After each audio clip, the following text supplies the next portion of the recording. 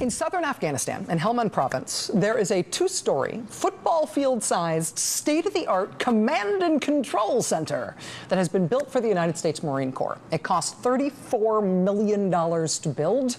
It has an operations center with tiered seating. It has a briefing theater, spacious offices, fancy chairs, powerful air conditioning. Generals have said that this brand new facility rivals anything that the Marine Corps or indeed the whole military has back at home. It is maybe beyond even state-of-the-art. It's the nicest thing out there. 1,500 people can work at this behemoth of a complex. How many American troops work there right now? Zero, not one goose egg, because this brand new command and control facility sits completely empty. The Marines did not want it, they never asked for it, and they say they do not need it and will not move in. The Special Inspector General for Afghanistan Reconstruction told Defense Secretary Chuck Hagel in a letter released today that this is the best constructed building he has seen in all his travels to Afghanistan. And he's posted admiring pictures of this nice facility on Flickr, showing the theater with all its empty seats still in plastic wrap, showing some empty but still sort of lovely offices, showing an empty, I don't know what this is, maybe a rec room? Is that a piano? No, a credenza? I don't know. Here's what this modern marvel looks like from the outside. It is a football field-sized command and control facility that was just built that will never, ever be used by U.S. troops. And now, according to the Special Inspector General, its fate is that probably it's going to be torn down. After you and I spent 34 million American taxpayer dollars to build it. NBC's Jim Miklaszewski spoke with the Special Inspector General today. This was designed originally for an Army three-star general's headquarters, and it was actually a very large building for that, 64,000 square feet.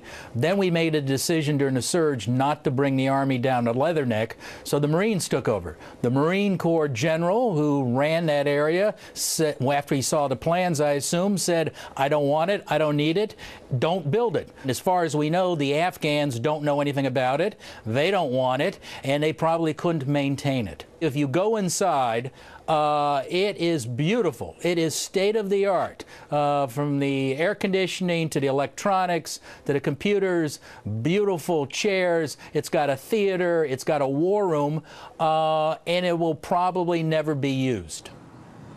Your tax dollars at work. You know, there is new and contested reporting this week from the New York Times that the war in Afghanistan might be ending harder and faster than had been previously expected. That President Obama might be considering zeroing out the number of U.S. troops in Afghanistan and pulling them out faster than he had previously announced. Does the $34 million headquarters that no one will ever work in, that will likely be demolished right after it got finished, does that kind of fiscal and public relations and strategic disaster affect the overall politics of the war? Does it affect whether or not we're going to get Americans home from that war faster than we otherwise thought we might? Joining us now is Dan Rather. He's the anchor and managing editor of Dan Rather Reports on Access TV. Mr. Rather has been to Afghanistan 16 times since the start of this war. He was there most recently early this spring. Mr. Rather, thank you so much for being here. Always a pleasure, Rachel. There has never been a war without waste, without profligate waste. But does a humiliation like this change what people and politicians are willing to keep investing in the continuation of a war? I think the answer is it could. Okay. But let's see clearly. This is an outrage. It's also something at least near as sacrilege to all of the young men and women, American and others, who shed their blood in Afghanistan. This is a job for President Obama. Who authorized this building? Whose name signed off on the cost? What company was in charge of the overall construction? What are their political connections? Now, it may be that this is not a case of war profiteering, but the prima facie evidence so far is it is just that.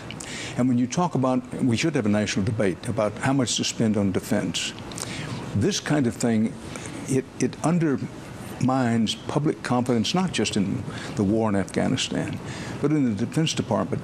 And it it pollutes, it's toxic to a future debate of defense of the United States, all of those things. This is a job for the president, and one would hope that tomorrow morning, I doubt this will happen, but I hope it happens, he comes out and, as I say, who signed off on this? What company was in charge of the overall construction? Who got the contracts? How did they get the contracts?